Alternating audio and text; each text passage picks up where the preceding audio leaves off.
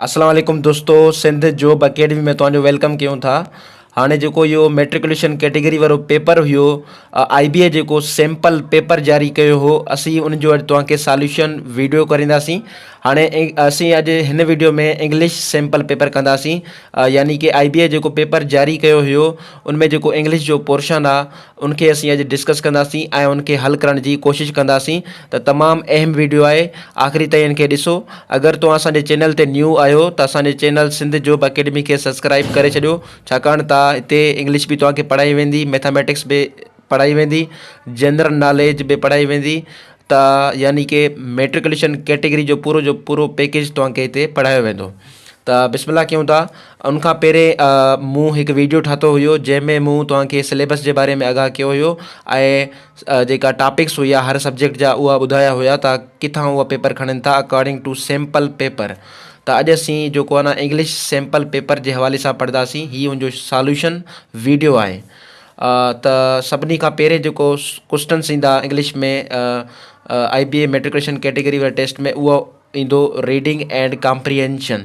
Reading and comprehension जा questions पुछा वेंदा। हाणे रीडिंग ऐं कॉम्प्रीहेंशन आहे छा उहो थोरो सम्झूं था। रीडिंग जो मतिलबु हूंदो आहे पढ़णु, कॉम्प्रीहेंशन जो मतिलबु हूंदो आहे सम्झ, यानी कि असांखे सिर्फ़ु पढ़णो न आहे, असांखे जेको आहे न सम्झी करे पढ़णो आहे। रीडिंग कॉम्प्रीहेंशन में बेसिकली हूंदो छा आहे, बेसिकली इन में जेको आहे त हिकु पैसेज ॾिनल हूंदो आहे ऐं उन पैसेज मां क्वेश्चन्स ॾिनल हूंदा आहिनि। उनजा सिनोनिम्स बि पुछी वठंदा आहिनि, एंटोनिम्स बि पुछी वठंदा आहिनि, या जेका डेटा हूंदी आहे इस्तेमालु थियल कोई बि उनमां क्वेश्चन्स पुछी सघंदा आहिनि। त तमामु अहम आहे त बार बार इनखे असांखे पैसेज जेको ॾिनल हूंदो उनखे पढ़णु खपे ऐं उनमें जेका मेन डिटेल्स आहे उनखे पॉइंट आउट करणु खपे, त जीअं माना क्वेश्चन्स जेका आहिनि न उनखे असां आसानी सां हल करे सघूं। त असां वटि सैंपल पेपर में पैसेज ॾिनल आहे, उन मां क्वेश्चन्स निकितल आहिनि, त उनखे सम्झण जी कोशिशि कयूं था। बेसिकली पैसेज हीअ ॾिनल आहे जेको यूनाइटेड नेशन्स जे बारे में, जेका इंटरनेशनल ऑर्गेनाइजेशन बि आहे। त पैसेज खे असां पढ़ूं था पिया ऐं सिंधी मीनिंग्स बि कढंदा वेंदासीं ताकि तव्हांजे लाइ आसानी पैदा थिए। हाणे पैसेज जेको मिलियल आहे असांखे उहो ॾिसूं था। The United Nations came into being in 1945। चवे थो जेका यूनाइटेड नेशन्स आहे, अक़वाम मुतहिदा आहे, उहा 1945 में वजूद में आई। हाणे इहो तव्हां जनरल नॉलेज जे हवाले सां बि यादि रखी सघो था त जेका असांजी यूनाइटेड नेशन्स आहे उहा 24 अक्टूबर 1945 में वजूद में आई हुई। आफ्टर द सेकेंड वर्ल्ड वार, जेका दुनिया जी दुनिया जे लेवल ते जेका जंग हुई उनजे ख़तमु थियण खां पोइ अक़वाम मुतहिदा 1945 में वजूद में आई। After the second world war that ended in the spring of 1945। हाणे असांजी जेका सेकेंड वर्ल्ड वार आहे उहा शुरू थी हुई 1939 खां ऐं 1945 में एंड थी, ऐं उनखां पोइ असांजो हिकु इंटरनेशनल बॉडी ऑर्गेनाइजेशन ठही जंहिंजो नालो आहे यूनाइटेड नेशन्स। त हितां खां वठी असीं जी मीनिंग इहा थी त यूनाइटेड नेशन्स अक़वाम मुतहिदा 1945 में वजूद में आई, सेकेंड वर्ल्ड वार जे ख़तमु थियण खां पोइ, जेका ख़तमु थी हुई 1945 में। The war had brought misery to all the world. हाणे इहा जेका जंग हुई सेकेंड वर्ल्ड वार, इन जेको आहे न पूरी दुनिया खे मुश्किलात में घेरे विधो, यानी कि पूरी दुनिया में मुसीबतूं अची वियूं। हाणे अॻियां उनखे डिस्कस कजे थो। मिलियंस ऑफ पीपल हैड बीन किल्ड। लखे माण्हू जेको आहे न मारिया विया, एंड मेड होमलेस, ऐं उन्हनि खे बेघर कयो वियो। Millions of people suffered from hunger. लखे माण्हू जेको आहे न बुख में मुब्तला थी विया।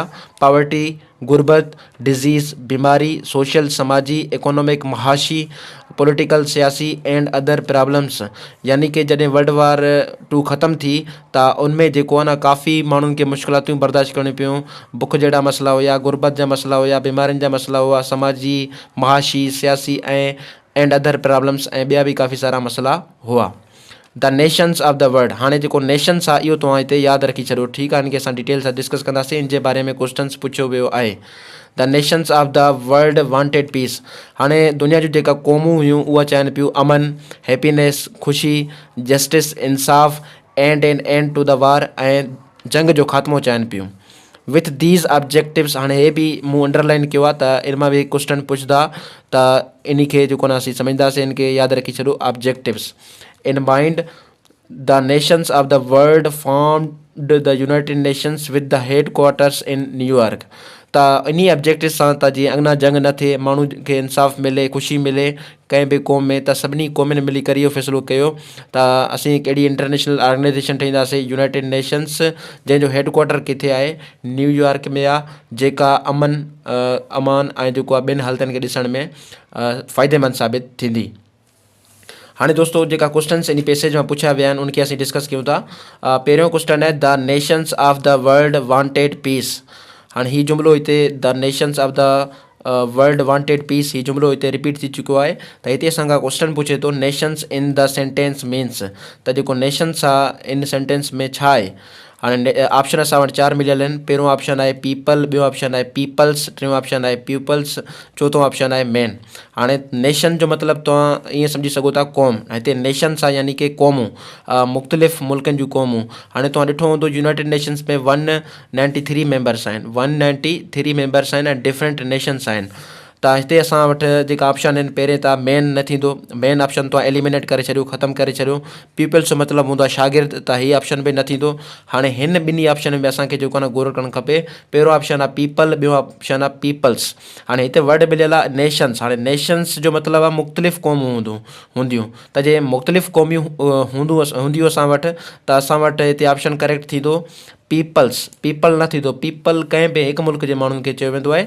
जॾहिं असां मुख़्तलिफ़ मुल्कनि जे माण्हुनि जे बारे में ॻाल्हि कंदासीं त असां वटि हिते ऑप्शन थी वेंदो पीपल्स। त हिते जेको करेक्ट ऑप्शन आहे उहो आहे बी, नेशंस जो मतिलबु आहे हिते पीपल्स यानी मुख़्तलिफ़ क़ौमुनि जा माण्हू। उनखां पोइ इन पैसेज में असां वटि क्वेश्चन नंबर 2 आहे with these objectives in mind. हाणे ऑब्जेक्टिव्स जो मतिलबु हूंदो आहे मक़ासिद, यानी कि इन मक़ासिद सां जेके ज़हन में आहिनि। हाणे चए थो objectives in the text means. हाणे ऑब्जेक्टिव्स जो मतिलबु छा आहे इन टेक्स्ट में जेको असां पढ़ियोसीं, जीअं हिते हुयो with these objectives in mind, त ऑब्जेक्टिव्स जो मतिलबु हूंदो आहे मक़ासिद। त हिते असां वटि ऑप्शन आहिनि थाट्स, गोल्स, आइडियाज़, एम्स। त असां वटि थाट्स ऑप्शन त न थींदो, थाट्स जो मतिलबु हूंदो आहे सोचूं, त हीअ ऑप्शन रॉन्ग एलिमिनेट थियो। आइडियाज़ बि न थींदो, हीअ बि एलिमिनेट थियो। हाणे असां वटि आहे गोल्स ऐं एम्स। हाणे यादि रखो गोल्स जो मतिलबु हूंदो आहे मक़सदु ऐं एम जो मतिलबु हूंदो आहे मक़सदु, लेकिन हे जेको मक़सदु हूंदो आहे उहो यूनी डायरेक्शनल हिकु तरफ़ हूंदो आहे ऐं जेको आहे त ब्रॉड लेवल ते, वॾे लेवल ते हूंदो आहे, ऐं एम जेको आहे न नंढे लेवल ते हूंदो आहे। त असां वटि 193 यूनाइटेड नेशंस में मेंबर्स हुआ, त उन जा जेका ऑब्जेक्टिव्स आहिनि, त हिते ऑब्जेक्टिव्स जो जेको साइनेनम थींदो उहो छा थींदो गोल्स। त हीअ असां वटि छा थियो करेक्ट ऑप्शन थियो। हाणे उनखां पोइ इन टेस्ट में ईंदा साइनेनिम्स। साइनेनिम्स जो मतिलबु हूंदो आहे same meaning word, same meaning word, same meaning word. हाणे असां वटि 3 नंबर क्वेश्चन आहे सैम्पल पेपर में the problem requires urgent attention. हाणे असांखे अंडरलाइन कयो आहे वर्ड इन्हनि अर्जेंट। त अर्जेंट जो मतिलबु छा आहे हिते ऑप्शन मिलियल आहिनि 4, pressing, important, close, much. Much ऐं क्लोज़, क्लोज़ जो मतिलबु हूंदो आहे बंदि करणु, ऐं मच बि हिते नथो थी सघे। त हिते जेको करेक्ट ऑप्शन आहे उहो आहे प्रेसिंग। प्रेसिंग जो मतिलबु हूंदो आहे फौरी तौरु, अर्जेंट। त हिते जेको करेक्ट ऑप्शन आहे उहो आहे pressing. The problem requires pressing attention. Correct option असांजो थी वियो प्रेसिंग। उनखां पोइ एंटेनिम्स जा बि सैम्पल पेपर में सुवाल पुछिया विया आहिनि। चौथों नंबर असां वटि MCQs आहे money is not essential to happiness. हाणे असेंशियल जो मतिलबु हूंदो आहे लाज़मी, कंपलसरी। त हिते जेको असेंशियल जो असां खां पुछे थो एंटेनिम्स, त ऑप्शन आहे अनइम्पॉर्टेंट, इनएसेंशियल, यूज़लेस, इन्फेरियर। हाणे इन्फेरियर जो मतिलबु हूंदो आहे कमतर, त हीअ ऑप्शन न थींदो। यूज़लेस जो मतिलबु हूंदो आहे बेकार, जेको कमु लाइक़ु न हुजे, त इहो बि असां वटि ऑप्शन एलिमिनेट थी वियो। 2 ऑप्शन बचनि था अनइम्पॉर्टेंट या इनएसेंशियल। हाणे जेकॾहिं हिते हुजे आहे इम्पॉर्टेंट, त असां उनजो करे छॾियो आहे अनइम्पॉर्टेंट, त उहो ऑप्शन ठीकु हुयो। लेकिन हिते आहे एसेंशियल, लाज़मी, त हिते ऑप्शन थी वेंदो इन जे मुताबिक़ इन जो जेको अपोज़िट आहे उहो आहे इनअसेंशियल, यानी कि जेको लाज़मी न हुजे। उनखां पोइ स्पेल चेकिंग जा बि सुवाल कया वेंदा। जीअं चए थो find the correctly spelled word. अहिड़ो वर्ड चूंडियो जंहिंमें स्पेलिंग ठीकु हुजे।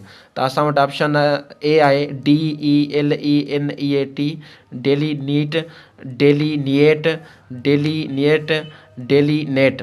त असां वटि हिते जेको करेक्ट ऑप्शन आहे उहो आहे डेलीनिएट। हाणे डेलीनिएट जो मतिलबु हूंदो आहे कंहिं बि शइ जो खाको छिकणु या कंहिं बि शइ जो मैप ठाहिणु, नक्शो ठाहिणु। त हिते असां वटि ऑप्शन सही थींदो डेलीनिएट। उनखां पोइ एरर डिटेक्शन जा बि सुवाल पुछिया वेंदा। त 6 नंबर असां वटि आहे, इनमें सिंपल पेपर जे मुताबिक़ water is not perfect portable. हाणे असां वटि option A B C D त चवे थो कंहिं में एरर आहे, त हिते जेको एरर आहे उहो आहे परफेक्ट में। हाणे परफेक्ट में छाजे करे, ॾिसो न, water is not perfect portable. Portable मतिलबु पीअण जे लाइक़ु जेको पाणी हूंदो आहे उनखे चइबो आहे पोर्टेबल।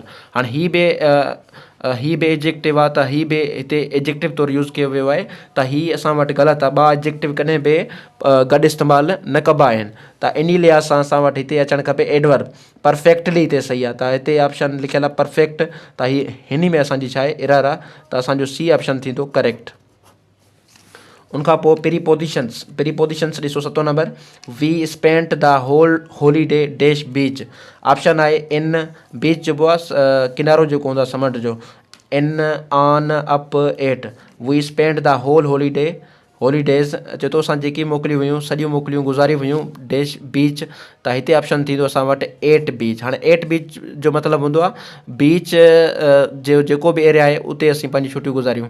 त लाज़मी न त पाणी जे अंदरि या जेको रेत हूंदी आहे बीच ते उते न, उनजो जेको एरिया आहे बीच जो उते जेको आहे न असां पंहिंजी छुट्टियूं गुज़ारियूं, त हिते ऑप्शन थींदो at. We spent the whole holidays at beach, त हिते ऑप्शन थींदो एट। उनखां पोइ सेंटेंस स्ट्रक्चर जा बि क्वेश्चन्स पुछिया वेंदा, त उहो ॾिसूं था। चए थो which one of these is a complete sentence. कहिड़ो हिननि मां हेठिन मां कंप्लीट सेंटेंस आहे, त ॾिसो सेंटेंस जे लाइ सब्जेक्ट वर्ब ऑब्जेक्ट हुजणु लाज़मी आहे। हाणे हे ऑप्शन बी चेक कयूं था, माई बैग नॉट देयर। हिन में ॾिसो तव्हांखे वर्ब नथो मिले, त हे ऑप्शन असांजो थी वेंदो ग़लति। अबाउट 50 पाउंड्स ही त हिकु प्रीपोजिशनल फ्रेज़ आहे, ठीकु आहे, त हिन में कोई बि वर्ब तव्हांखे सब्जेक्ट वर्ब कॉम्बिनेशन नथो मिले, त हीअ ऑप्शन बि ग़लति। वाई डू नॉट यू, हाणे why do not U, do not do हिते असांजो हेल्पिंग वर्ब आहे, मेन वर्ब हुजे आहे हिते, पोइ असां हिनखे करेक्ट कयूं आहे, लेकिन हे जुमिलो बि असांजो ग़लति आहे। ऑप्शन ए आहे स्टॉप। हाणे स्टॉप जो मतिलबु हूंदो आहे रुकजणु। तव्हां ॿुधो हूंदो त जेका इम्परेटिव सेंटेंस आहिनि उहा जेको आहे न कमांड हूंदा आहिनि, हिकु कमांड ॾींदा आहिनि ऐं हिकु वर्ब ते बि मुश्तमिल थी सघनि था। हिन में सब्जेक्ट त हूंदो आहे लेकिन उहो अंडरस्टूड हूंदो आहे, यू हूंदो आहे उहो सब्जेक्ट, त हिते असांजो जेको करेक्ट ऑप्शन थींदो उहो थींदो ए स्टॉप। उमेदु आहे त सभिनी दोस्तनि खे वीडियो पसंदि आयो हूंदो। Thank you so much.